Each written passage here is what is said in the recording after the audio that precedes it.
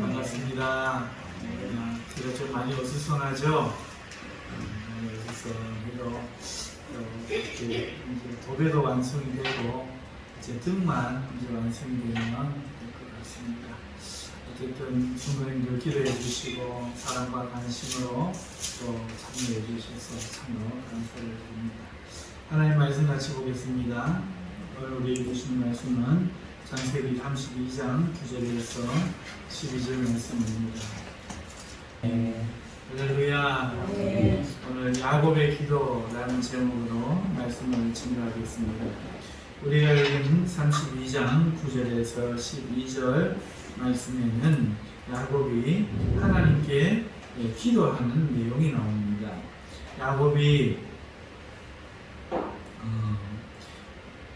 이제 고향 땅으로 외삼촌 집을 떠나서 출발해서 외삼촌이 추적을 해서 그 외삼촌을 만났지만 하나님께서 꿈에 나타나셔서 야곱을 편들어 주시고 그리고 이제 다시 무사히 헤어져서 이제 고향 땅으로 돌아가려고 하는데 큰일이 났습니다.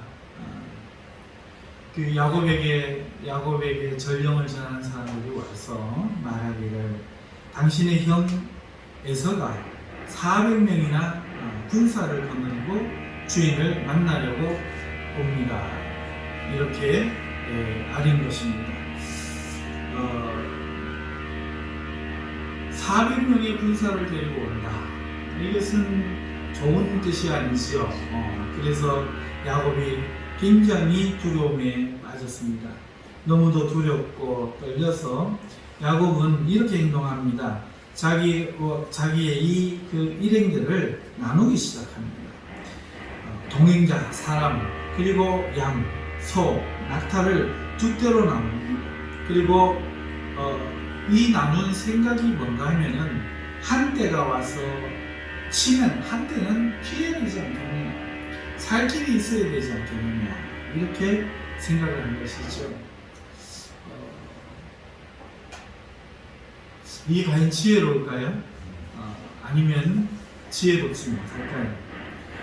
야곱이 이렇게 해놓고는 또 하나님께 기도합니다. 하나님 전에 저에게 하나님이 말씀하셨습니다. 너는 내 족속에게로 돌아가라. 내가 너에게 은혜를 베푸겠다. 이렇게 말씀하셨습니다. 하고 하나님께 기도를 시작합니다.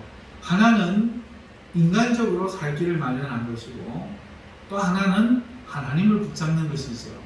그러니까 야곱에게 있어서 하나님과 이 두 때를 나누는 지혜는 본인이 살아남기 위한 방편인 거죠. 지금 생각하면 우리 신앙에 있어서는 맞지 않지요. 오늘 우리 신앙에 있어서는 살아도 주를 위해 살고 죽어도 주를 위해 죽고, 그러니 살든지 죽든지 하나님께서 하시겠다 믿고 하나님만 믿고 나가는 게 우리 신앙의 성도들이죠. 내 삶을 내가 책임지는 거 아니지요. 우리 하나님, 우리 예수님이 우리의 왕이시고 나는 그의 백성이다. 그러니 세상이 무엇을 두려워하랴, 오직 하나님만 내가 경외할 뿐이다. 이렇게 생각했겠지만 아직 이러한 것을 잘 알지 못하는 야곱은 이렇게 두 가지 방편을 사용해서 자기의 생명이 중심이 되어서 살아갑니다.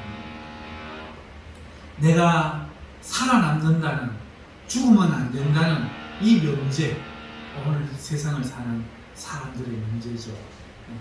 오늘 교회를 찾는 대부분의 사람들도 이 명제로 교회를 찾죠. 그래서 하나님, 제가 지금 죽게 생겼습니다. 도와주옵소서. 이런 명제로 교회를 찾는 일이 대부분이죠. 그러면서도 또 한편으로는 나를 도와줄 다른 것들을 찾아서 건강이면 병원, 또 물질적인 것은 은행이나 또 재무에 아주 밝으신 분들을 찾아서 우리가 다니는 것이죠. 자, 그런데 아까도 말씀드렸지만 우리 신약에서는 우리가 하나님을 삶의 방편으로 생각하는 것이 아니라 삶의 목적으로 생각하는 것이죠. 내 삶보다도 하나님이 더 중요하게 우리가 생각하고 그것을 표현하는 것, 이것이 바로 신약의 신앙이고 은혜의 신앙인데, 구약의 율법의 신앙에서는 하나님이 어디까지나 내 밖에 있는 것이죠.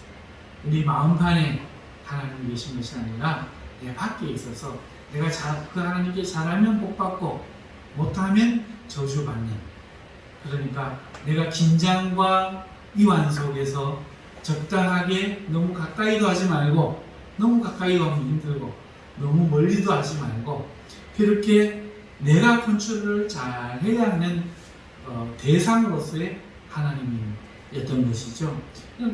마찬가지로 오늘 야곱도 그렇게 하나님을 부르는 겁니다. 그러나 이 기도에도 우리 하나님은 대단하십니다. 처음부터 하나님을 목숨을 다해서 사랑하는 사람은 없지요. 다 야곱처럼, 세상 사람들처럼 우리도 그랬습니다. 처음에는 하나님이 구원을 주신다 하니까, 오늘 우리의 기도를 들어주시고 복을 주신다 하니까 우리가 하나님 찾는 거지, 처음부터 하나님을 알아서 하나님을 사랑해서 그렇게 하나님 찾는 사람은 참 없는 거지요. 그렇지만 그럼에도 불구하고 그런 신앙으로 나온다고 해도 오늘 야곱의 기도를 들어주신 하나님께서 그 기도를 들어주시는 겁니다. 그러니까 교회에 나온 사람들이 더 기도에 힘써야 되겠죠. 기도는 어떤 기도든지 하찮은 기도가 없습니다. 신앙은 어떤 신앙이든지 귀하지 않은 신앙이 없습니다. 아직 어리고 미숙하고 잘 몰라도 하나님을 찾는 것은 생명의 일이기 때문에, 생명을 얻는 행위이기 때문에 값진 일입니다. 그러나 거기에만 머물지 말고 우리가 더욱더 깊은 하나님과의 교제 속에 들어가는 것이 우리 영의 즐거움이요, 또 우리 삶의 행복이요, 또 우리 삶의 가장 거룩한 일이 되는 줄 믿기 때문에 우리는 성장하려고 하는 것입니다. 자, 이 야곱의 기도를 들어보면은 이 야곱이 이렇게 말합니다. 나는 주께서 주의 종에게 베푸신 모든 은총과 모든 진실하심을 조금도 감당할 수 없사오나, 이렇게 고백합니다. 은혜를 안다는 거죠. 여러분, 기도를 할 때는요, 첫 번째 하나님의 말씀을 붙드는 겁니다. 하나님께서 이렇게 말씀하셨습니다 하고 말씀 붙들고 기도하는 거죠. 이게 정말 중요하고요. 좀 이따 이거에 대해서 더 깊이 이야기할 텐데 너무너무 중요하고요. 두 번째는 하나님께 감사하는 거예요. 자기를 낮추는 겁니다. 하나님이 나의 주인이시고 나는 주의 종입니다. 그리고 이 종에게 하나님이 많은 은총을 베푸셨고 진실하게 대하여 주셨습니다.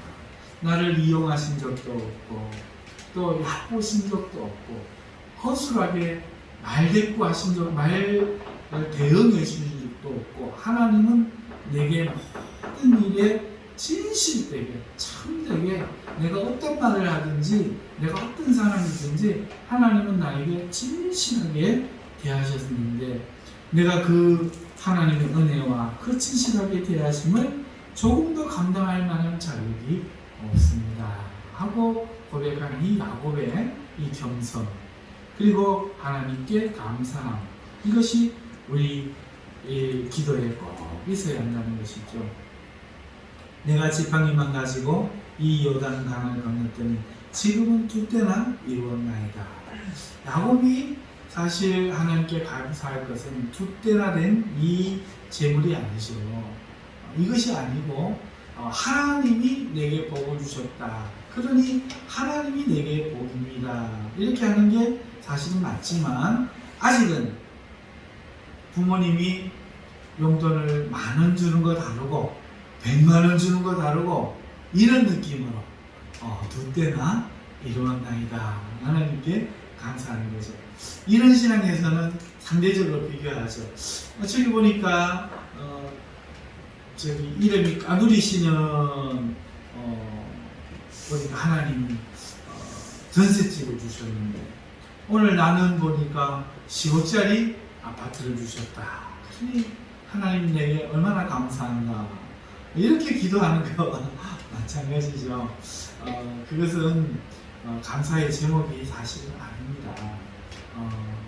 사도 바울이 우리에게 우리보다 감사의 제목이 적을까요? 많이 맞고 또 눈물을 흘리고 또 굶주렸고 여러 번 죽을 뻔했지만 사도 바울은 우리와 비교가 안 돼요. 오늘 우리가 이 땅에서 아파트를 10채를 가지고 산다고 해도 그건 뭐 감사할 게 전혀 안 돼요. 사도 바울이 천국에 가면은 천국에서 누릴, 천국에서 받을 그 영광과 칭찬이 어마어마할 겁니다. 그렇지요? 그러니 오늘 우리가 10채 아파트를 가지고 있다가 천국에 못 갈 수도 있고 간다고 해도 너무 부끄러울 수 있죠. 너는 저들이 굶주릴 때 뭐 했느냐? 누가 말하지 않아도 그렇게 했던 사람들 바라보면서 날마다 부끄러울 수도 있죠. 그거 참 괴로울 거예요.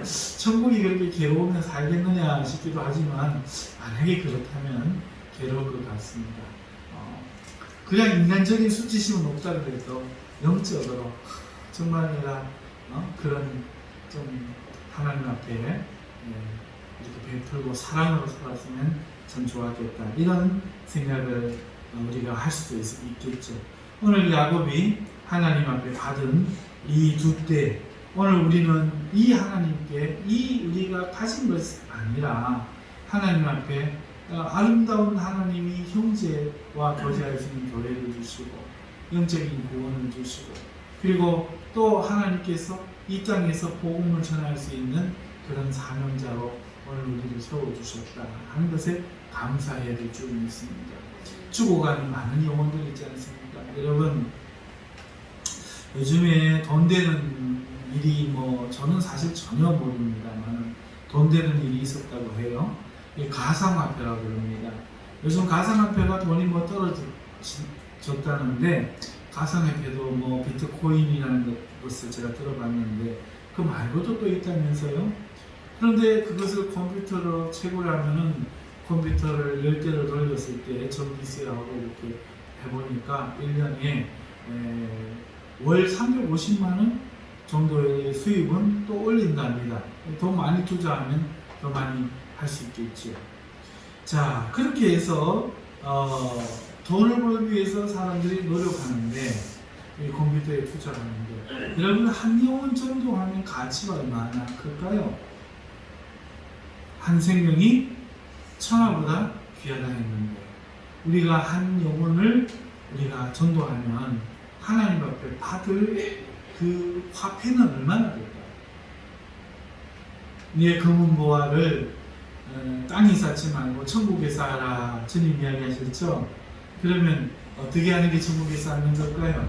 교회에 헌금을 많이 하는 게 천국에 쌓는 걸까요? 헌금해야 됩니다. 안 하면 교회가 유지되기 어렵겠죠. 성도들의 사랑을 하셔야 되겠죠. 하지만 말입니다. 교회에 다 바치기보다는 여러분 그 헌금을 말이에요. 교회 사실 그래서 우리 개혁교회는 n분의 1로 한 달 예산 딱 어느 정도 지출이 된다. 목사님 사례, 동사님 사례, 또 교회 유지비, 또 각종 행사비 해보니까 한 달에 예를 들어서 이만큼 든다. 우리 성도 숫자는 이만큼이다. 그러면 n분의 1을 해가지고 각자가 이렇게 내는 게 지금 현재 개혁교회 원래 헌금의 의미입니다. 자, 그런데 그러면 비용이 확 줄잖아요. 비용이 사람이 많을수록 확 줄잖아요. 나머지 헌금 갖고 뭐 하시겠어요? 여러분 어렵고 힘든 사람들 전도하는 데 쓰면 얼마나 가치가 있겠어요. 그렇죠? 정말 그 병원 갈 수 없으면 데리고 병원도 가고 그리고 이번엔 뭐 보험이 없어가지고 병원비도 못 내는데 보험도 없다. 한 달에 3만원씩 실손이라도 들어주고 5만원씩 실손이라도 들어주고 그렇게 해서 이분이 병원이라도 가실 수 있게 그렇게 해주면 얼마나 좋겠어요. 그런 사랑을 베풀면서 예수님 믿으시지 않겠습니까? 예수님 믿고 천국에 같이 가고 싶습니다 해야 그 마음이 전달되지. 천국과 지옥을 아십니까? 당신은 지옥에 갑니다 이러고 있으면 거부반응을 느끼는 거죠. 사랑도 없이 그렇게 하면 거부반응을 느끼는 거죠. 그러므로 오늘 우리 이 시대는 이 전도지를 전하는 전도도 물론 해야 되겠지만 그 효능이 굉장히 낮다고 합니다. 그래서 관계전도, 내 형제, 내 친구, 내 주위 사람들에게 잘해서 그들을 전도하는 이 전도가 효과가 있다고 해요. 그리고 그런 효과, 우리 교회가 좋은 교회다 소문이 나는 그런 교회가 부흥을 한다고 합니다. 우리가 교회가 부흥의 이유, 부흥을 하느냐 안 하느냐는 누구에게 달렸느냐? 성도들에게 달렸다는 거죠. 성도들이 나가서 우리 교회 너무너무 좋아요, 우리 하나님 믿어보세요 하고 자랑을 하고, 그리고 사랑으로 대하면 교회는 그 사랑을 보고 온다는 거예요. 건물 보고 오는 게 아니죠. 건물 보고 왔다가도 선임처럼 왔다가 빠져나가는 그런 교회는 이상한 사람들이 주인을 하려고 몰려서 몇 사람을 움직이는 거죠. 보스처럼 되는 겁니다. 사장님, 조폭 형님처럼 되는 겁니다. 그래갖고 무전기를 들고 목사님 가십니다 하고 막 들고 뛰죠. 예수님이 뭐라 그러실까요? 참 안타까운 일이죠. 교회 재산이 어마어마한데 그 재산이 사회에 들어가면 얼마나 많은 일들을 할까요? 이거 교회 키우는 거 이 자랑이 아니죠.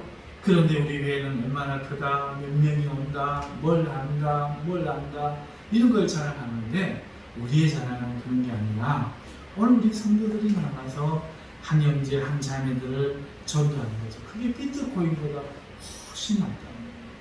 여러분이 천국에 가서 하나님 앞에 받을 상급, 그게 진짜 상급이라는 거죠. 그러니까 세상에서 돈 벌 거 물론 먹고 살아야 되니까 일 하셔야 합니다만은 너무 거기 연연하지 마시고, 또 여러분들이 n분의 1에서 좀 헌금 비용이 좀 줄어들려면은 전도도 많이 하시면 돼요. 그러면은 좀 여유가 되잖아요, 그죠? 그래서 많은 형제 자매들을 또 생명으로 인도할 수 있는 일에 쓸 수도 있죠. 자, 이렇게 하나님 앞에 이러한 것들을 감사하는, 이게 진짜 감사라는 거죠. 야곱의 기도를 보면은. 그러면서 이제 하나님께 기도합니다. 내가 주께 간구하오니 내 형의 손에서 에서의 손에서 나를 건져 내시옵소서 라고 이야기하면서 주께서 말씀하시기를 내가 반드시 내게 은혜를 베풀어 내 씨로 바다에 셀 수 없는 모래와 같이 많게 하리라 하셨나이다 하면서 하나님이 자기에게 한 말을 하나님께 다시 들려드립니다. 이렇게 하셨으니까 우리 형 에서가 와서 내 자손들, 처자들을 치지 못하게 하나님 은혜를 베풀어 주옵소서 라고 기도합니다. 우리가 살다 보면 이런 기도를 할 때가 있죠. 너무 힘들 때가 있습니다. 너무 고통스러울 때가 있습니다. 정말 앞을 봐도 옆을 봐도 뒤를 봐도 길이 안 보일 때가 있죠. 살다 보면 그럴 때가 누구나 꼭 두세 번은 생겨요. 한 번만 생기는 게 아니라 두세 번 생깁니다. 그럴 때 오늘 우리가 세상 방법 찾고 하나님 방법 찾고 이렇게 한다고 해서 그 잘못됐다, 나쁘다 할 수는 없어요. 왜냐하면 아직 신앙이 어린 거니까. 하지만 오늘 이때 우리는 사생결단하고 기도해요. 하나님을 중심으로, 하나님을 목적에서 목숨을 걸고 하나님을 찾으면 하나님은 반드시 우리를 구원하시는 하나님인 줄 믿습니다. 아멘. 자, 그런데 오늘 이 기도 속에서 우리가 한 가지 알 수 있는 게 하나님이 야곱에게 말씀하셨다는 거죠. 전에 하나님이 이렇게 이야기하셨다, 이렇게 말하고 있습니다. 언제 하셨는지는 모르지만 야곱의 말을 들어보면 분명히 하나님이 말씀하셨다고 고백하고 있다는 거예요. 하나님이 하라는 것을 했지요, 이런 사람이 없지요, 감히. 그러니까 진짜로 한 거죠. 언제 했을까요? 어떻게 하셨을까요? 우리는 잘은 알지는 못하지만 없으니까. 그렇지만 내용은 압니다. 뭐라고 말씀하셨습니까? 바다에 모래와 같이 내 자녀들이 많아질 것이다, 이렇게 이야기하셨다는 것이죠. 여러분, 바다의 모래가 몇 개나 될까요? 어마어마한 거죠. 어마어마한 거. 이게 자식이 많으면 아주 어른들이 힘을 얻는 것 같아요. 저도 독자입니다. 제가 독자인데 저희 어머님, 저희 할머님이 제 덕을 본 적이 없어요. 하나 낳아가지고 키우시다가 일찍 돌아가셨죠. 그런데 제가 자녀가 셋인데요. 일찍 낳았죠. 22에 결혼해가지고 낳았으니까 얼마나 일찍 결혼해서 낳았습니까? 우리 큰애가 벌써 30이 됐죠. 막내도 지금 26이 되었습니다. 큰애가 31이에요. 자, 그런데 이 애들이 커서 부모의 힘이 되고 있습니다. 보시면 아시겠지만 하나같이 못해서 그렇지 적게 하고 싶은, 안 하고 싶은 마음은 없는 것 같아요. 우리 큰아들도 지금 앞에 있지만 서울에 지금 힘들 때도 와서 아버지한테 용돈을 기꺼이 내놓고 가고 그렇게 했습니다. 또 다른 아이들도 그렇게 하고 있죠. 용돈뿐만이 아니죠. 차원에서 할 수 있는 일을 도와주고 있어요. 아빠가 목사니까 교회를 도와주고 있어요. 애를 쓰잖아요. 자녀가 한 10명 된다고 생각해보세요. 한 20명 된다고 생각해보세요. 우리 교회 한 20명 확 되는 거죠. 숫자만 늘겠습니까? 마음이 또 얼마나 잘 맞아서 그렇게 교회가 화목하고 또 그럴 수도 있겠습니다. 한 가정이 그냥 교회가 되는 거겠죠. 여러분, 이 야곱에게 이 자손은 그런 의미인데 그 시대에 자식이고 힘인 시대에 바다의 모래 같다는 말은 로또죠. 로또. 가문이 위대해지고 커지고 남이 건들 수 없는 그런 가문이 된다는 거. 어마어마한 일이었죠. 이 시대에는. 요즘은 한 명 만났자, 두 명 만났자 이래갖고 출산을 안 하려고 합니다만 이게 정말 어리석은 생각이에요. 정말 바보 같은 생각입니다. 우리나라는 사람이 재산입니다. 인구도 없고. 그래, 광물 같은 이런 저것도 지하 자원도 없고. 우리나라 뭐가 있어가지고 석유가 납니까? 뭐가 납니까? 사람이 이렇게 일으켰지 않습니까?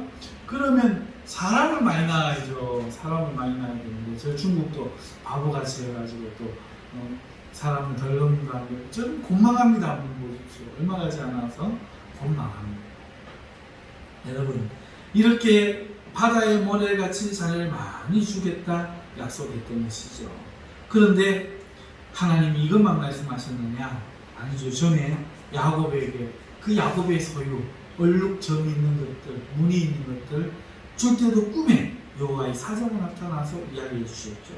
그리고 형을 피해서 아람으로 바단 아람으로 도망을 칠 때도 베델에서 하나님을 언제 만났죠? 꿈에 만나지 않습니까? 자, 하나님이 이렇게 하나님의 백성에게 이야기를 하시는 거예요. 야곱에게 이야기하시는 것처럼. 여러분, 이야기를 하시는데 아브라함에게도 이야기하셨잖아요. 아브라함은 어떻게 하셨죠? 천막 밖으로, 텐트 밖으로 밤에 불러냈죠. 불러내가지고 하늘에 뭘 봐라? 별을 봐라. 내가 저 별을 세서 아브라함에게는 별 보면서 별 세봐라 이러시고, 야곱에게는, 손자 야곱에게는 어떻게 합니까? 바다 모래 봐라. 별 갈 거는 야곱은 직성이 안 차는가 봐. 그러니까 바다의 모래를 봐라 이러면서 밤 셀라 봐라 이러는 거죠. 그러니까 한 편만 셀라 봐라 그래도 못 셀 건데 바다의 모래를 봐라 그랬으니까 얼마나 많았겠습니까? 아브라함에게는 별, 야곱에게는 모래. 이렇게 하면서 하나님은 나타나셔서 누구나 이야기를 하신다는 거죠. 여러분은 어떤 말씀을 들으셨어요? 저희 어머니가 여전도사님이었는데 처녀 때 죽을 일이 생겼습니다. 여러분 서울에 살았는데 처녀였어요. 처녀. 이제 20몇 살인지 모르지만 한 22~23살 돼서 그런지 그건 잘 모르겠어요. 그런데 밤에 아프다 그래가지고 병원에를 데려갔습니다. 병원에 갔더니 서울 세브란스 병원에를 갔더니 의사가 집에 돌아가라는 거예요. 택시비를 주면서 집에 돌아가라는 거예요. 왜? 소망이 없는 거예요. 맹장이 터져버렸어요. 그 시절은 맹장이 터져서 복막염이 되면 사람을 살리지 못합니다. 맹장은 수술은 할 수 있는데 터져가지고 배에 터져버리면 그 후유증 때문에 사람이 죽기 때문에 병원에서 손을 안 대려고 하는 거예요.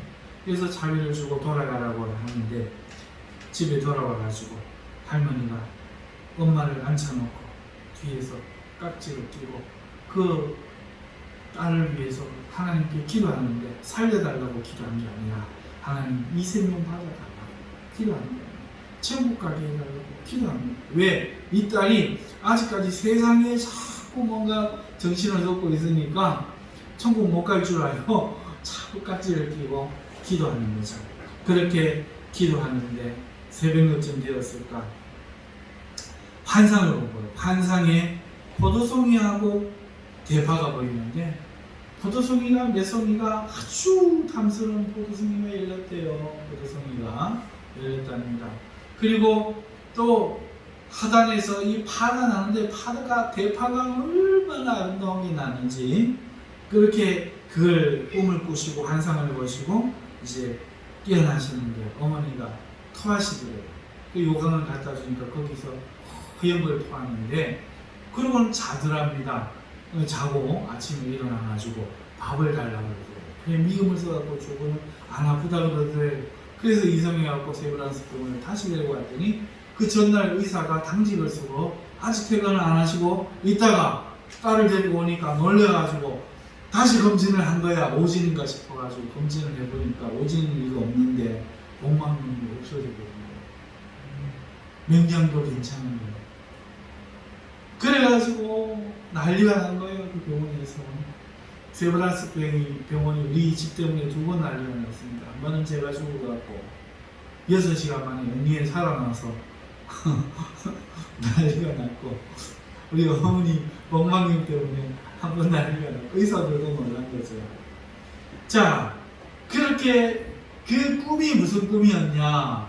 어머님이 사역할 꿈이었다는 거죠. 생명을 내고 열매를 낼 그런 꿈이었다는 거죠. 이 세상에서 대파처럼 하나님의 그 교회의 향기와 맛을 내고 그 청포도의 그 시원하고 달콤함처럼 하나님의 말씀의 결실을 남길 그런 사역의 꿈을 말씀하셨다는 거죠. 그 꿈을 우리 어머님이 그 말씀으로 이해를 하시고 할머니도 이해하시고 그렇게 평생에 이제 또 여전 산인으로 그렇게 섬기셨어요. 그런데 야곱 역시 그 베델의 꿈을 하나님의 말씀으로 이해했다는 거죠. 그 여호와의 사자가 얼룩양 염소의 이야기를 하나님의 언약의 말씀으로 이야기했다는 거예요. 그런데 지금 전에 돌아가라 하는 이 이야기를 꿈 아니었겠어요? 그러니까 하나님께서는 꿈으로도 나타나시는 거죠. 이번에 예배당 건축할 때도 제가 꿈을 꾸었어요. 이상한 꿈을 꾸었는데 꿈에 그 안 좋은 내용이 있었어요. 그런데 아닌 게 아니라 이 예배당 건축하면서 여러 가지 일들이 많이 있었어요. 그러면서 그게 하나님의 경고였구나. 저는 이 꿈 믿고 이런 걸 별로 안 좋아하잖아요. 안 좋아하는데 오늘 말씀 준비하면서 이 부분도 너무 무시할 수 없다. 하나님이 야곱에게 이렇게 하신 것처럼 우리 성도들도 가만 보면 꿈을 꾸거나 환상을 보거나 그런 것으로 말씀을 하신다는 거예요. 하나님은 자기 백성에게 말씀하시는 분이거든요. 그렇죠. 살아계신 분이거든요. 그런데 어떤 사람에게는 이 꿈 말고도 말씀으로 설교 중에 내 죄가 깨닫거나 이렇게 해야 되라는 말씀이구나 이렇게 설교 중에 또 어떤 사람은 기도하는 가운데 어떤 감동으로 또 말씀하십니다. 여러분은 어떤 말씀을 들으셨습니까? 야곱도 맨날 그런 말씀을 들은 건 아니죠. 여러분도 맨날 듣지 않을 거예요. 살다 보면 어떤 때 듣게 되는 때가 있다. 보통 때는 우리가 어떻게 사느냐? 하나님이 아담과 하와를 이 땅에 창조하시고 지으시고 뭐라고 말씀하셨습니까? 생육하고 번성하고 충만하고 정복하고 다스려. 무슨 말이죠?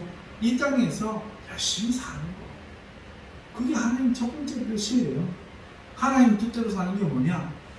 이상한 것만 교회 일만 하는 그런 게 아니라 이 땅에서 내가 생육하고 번성하고 충만하고 땅을 정복하고 다스리는 거, 이게 하나님 뜻이라는 거죠. 자, 그렇게 하는 가운데 오늘 우리는 실패도 하고 성공도 하고 또 이유 없이 환난과 고통을 당하기도 하는데 그때 그 위기의 순간에 하나님이 꿈으로도 말씀하시고 또 인생의 갈림길 가운데 하나님이 꿈으로도 말씀하시고 감동으로도 말씀하신다는 거죠. 그러니 오늘 당장 없다고 해서 이상하게 생각할 건 없어요.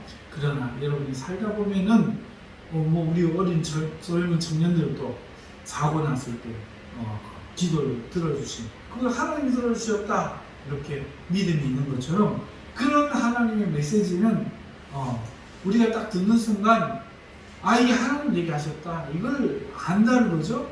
이런 게 있다. 이것이 있는 사람마다 복된 사람인 줄 믿습니다. 하나님께서 선택하셔서 만나주시고 지켜봐주시는 사람인 줄 믿습니다. 그래서 이런 사람들이 하나님 앞에 기도할 수 있는 거예요. 야곱의 기도는 불공을 드리는 그런 식의 그게 아니라 하나님이 찾아오셔서 하나님이 자녀 삼아주시고 택해주셨기 때문에 그거에 힘입어서 기도할 수 있는 거죠. 그러므로 오늘 우리는 그런 하나님의 음성이 들리는 사람들마다 기도하기를 두려워하지 마시고 더욱 하나님께 기도해야 될 줄로 믿습니다. 자, 이게 하나님이 우리에게 말씀하신다. 이게 첫 번째 메시지고 두 번째는 이 하나님의 말씀을 받는 사람은 기도할 수 있다. 기도할 때 어떻게 기도해야 되느냐? 오늘 9절에서 12절에 나타난 것처럼 우리가 이 기도라는 것은 하나님이 하신 말씀을 붙잡는 행위다. 이걸 우리가 깨달을 수 있다는 거예요. 하나님이 이렇게 말씀하셨잖아요. 오늘인가 어떤 분이 오셔가지고 제가 그런 이야기를 했어요. 자기 마음에 생각하는 걸 가지고 그냥 하나님을 들어주실 줄 믿는 거. 이건 믿음이 아니죠. 믿음이라는 것은 하나님의 말씀을 붙드는 겁니다. 예를 들어서 저는 여러분들에게 간증을 했지만 우리 청년 때에 우리 요한이 나이보다 적었지 싶어요. 우리 요한아 이쯤 됐을려나 부흥 강사님이 오셔가지고 이야기하는데 너무 마음이 상한 거예요. 하나님 나는 모태신앙이라도 별로 하나님 만나본 적이 없는데 나는 뭘 줬단 말이에요. 나도 평생에 붙들 말씀 주세요 하고 때를 밤에 와서 뗐은 거죠. 12시 밤에 12시에 와갖고 목사님 저 사택에 주무시고 계시는데 불 꺼놓고 요 혼자 와갖고 얼마나 하나님 말씀을 받고 싶으면 와가지고 뗐은 거죠. 어린 것이 무슨 기도는 오래 하겠습니까? 한 30분 하다가 이제 할 기도가 없으니까 떼쓰기 위해서 옛날에는 저 의자에 저 쿠션이 떨어졌거든요. 두 개만 딱 깔고 찬송가 성경 딱 이렇게 놓고 베개 삼아갖고 누워가지고 이제 자면서 하나님하고 잠이 들었어요. 그런데 갑자기 정신이 맑아지더니 굉장히 맑아지더니 내가 나에게 이야기하는 거예요. 하나님 이야기하시는 것 같지 않고 내가 원하는데 내가 나에게 이야기하지 원하는데 그런데 그 뉘앙스가 있을 때 사람 말은 사랑해 하는 말하고 사랑한다 사랑해 하는 말하고 내용은 같아도 다르잖아요. 뉘앙스가 다르잖아요. 마찬가지로 원하는데 이게 말이 내가 너 준다고 네가 땡큐 할 놈이 아니잖아. 이런 어떤 뉘앙스가 있는 거예요.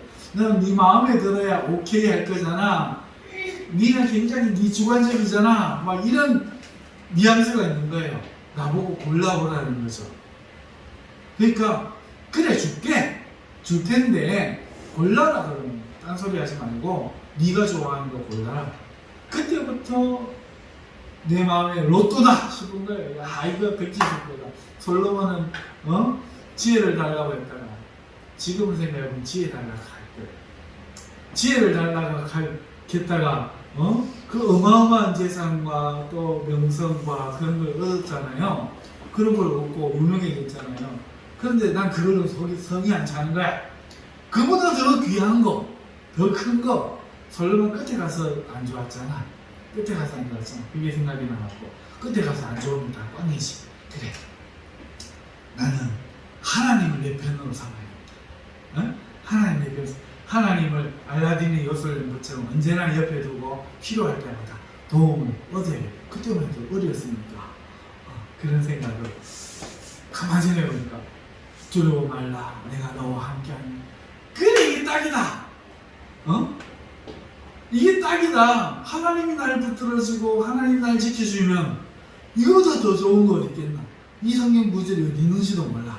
그래서 하나님 앞에 하나님 요거요.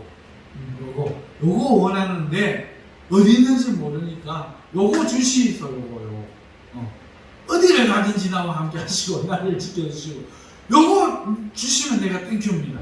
대신에 주시는 건지 아닌지 내가 알아야 되니까 내가 성경책을 딱 펼 때 그 말씀이 딱 나오면 하나님 내게 주시는 건 줄 내가 알고 핍니다. 브라시 갖고 갔거든요. 랜턴 딱 켜놓고 핍니다. 하나님 그거 딱 폈는데 옛날에 관주성경 오른쪽에서 왼쪽으로 넘어가는데 딱 폈는데 이사야 41장 10절이면 앞에 딱 정확하게 그 말씀입니다. 얼마나 기쁘든지 너무너무 좋아하고 소리를 지르고 싶은데 목사님 계실까봐 이거 뭔 일이고 올라오실까봐 방송으로 막 얼굴을 떨덜 말고 우와 하고 막 소리를 지르던 기억이 나요. 여러분 그게 저의 힘이에요. 하다가 좀 힘들면 어떻게 하죠? 하나님 그때 거짓말 하시는 겁니까? 하나님 거짓말 하셨습니까? 나와보이고 평상시는 싹싹 들고 하다가 정말 인간인지라 하나님한테도 뚜껑 열릴 때가 있잖아요. 사실은 하나님한테 열리는 게 아니라 내 상황 때문에 속상해서 그런 거지만 하나님 어디 있습니까? 빨리 나오고 있어. 이러고 하나님을 찾는데 그 힘이 어딥니까? 그때 주신 그 말씀인 거죠. 그러니까 이게 있으니까 언제나 든든한 거죠. 언제나 영원히 하나님 나와 함께 해주신다고 안 하셨습니까? 든든. 근데 가만 보니까 영혼이가 없어요. 그래서 그런 거죠. 그러니까 보증수표가 아닌 거라 내가 하나님 앞에 잘 하면은 하나님이 그렇게 해주신다는 거죠. 그러나 잘하는 동안에는 언제나 하나님이 내 편이시다. 이 담대함이 내게 있는 거예요. 여러분 기도가 뭐냐? 하나님 말씀을 붙들고 하는 게 기도예요. 꿈에서 주셨던 감동으로 주셨던 설교 가운데로 주셨던 신년에 뽑은 말씀이든 무엇이든지 간에 하나님 내게 주신 말씀 그걸 붙들고 기도할 줄 알아야 된다는 거예요. 응? 또 성경 말씀도 하나님 말씀이죠. 하나님 내게 구원을 주실 줄 성경에 약속하셨으니 하나님 주십니다. 하나님 쉬지 말고 기도하고 하라 했는데 기도의 용서를 주시옵소서. 범사에 감사하라 그랬는데 하나님 내 마음을 바꾸어 주시옵소서. 하나님 말씀 붙들고 기도할 줄 알아야 된다는 거예요. 그런데 사람들이 저마다 내 마음을 가지고 기도한다는 거죠. 그러면 안 돼요. 하나님 말씀을 붙들고 그것이 내게 개인적으로 하신 말씀이든 공적으로 누구에게 놔주시는 약속의 말씀이든지 말씀을 붙들고 기도하는 사람이 되어야 할 줄로 믿습니다. 자, 그러니까 기도란 뭡니까? 하나님이 내게 주신 말씀을 붙들고 하는 기도. 베드로는 그걸 붙들고 걸을 때 무리를 걸었지만 그렇지 않고 자기 마음에 믿고 걸었던 쇠처녀는 목숨을 거는 믿음이 있었어도 하나님 말씀 붙드는 믿음이 아니었기 때문에 아직 죽었던 거죠. 그러므로 여러분 속지 마시고 오늘 하나님의 말씀 붙드는 시간 되기 바랍니다. 내 감정 붙들면 안 돼요. 그렇죠? 내 마음 붙들면 안 됩니다. 말씀 붙들고 말씀에 이르셨사오니 주의 이름으로 손을 얹고 기도한즉 나으리라 하지 않으셨습니까? 주여 내가 오늘 내게 손을 얹고 기도하오니 낫게 하여 주시옵소서. 말씀 붙들고 기도해야 된다는 거예요. 말씀 붙들고 땡깡을 부리고 말씀 붙들고 소나무를 풀어놓아야 되지 소나무만 뽑으면 기도 들어주신다더라 이러지 말고 말씀 붙들고 기도하면서 하다 보니까 소나무도 뽑히고 그렇게 기도하면 하나님 말씀 붙든 거 보고 들어주십니다. 말씀을 맺습니다. 하나님은 오늘 언제나 말씀하십니다. 저와 여러분들에게 오늘 말씀하시는 하나님이심을 기억하면서 말씀하시는 하나님 앞에 주의를 기울이고 그 음성 듣기를 놓치지 않기를 애쓰시는 여러분 되시기를 바랍니다. 살다 보면 어려울 때가 있습니다. 수시로 무시로 기도해야 되지만 그 어려움을 당할 때 때 기도의 자리에 나가십시오. 그 기도의 자리에 나갈 때 그냥 나가지 마시고 내 처지 형편 인간에게 고하되지 하지 마시고 하나님 말씀 붙들고 기도하실 수 있는 여러분 되시길 바랍니다. 네. 이 시간에 우리 다 기도하십시다. 이제 말씀 끝났습니다.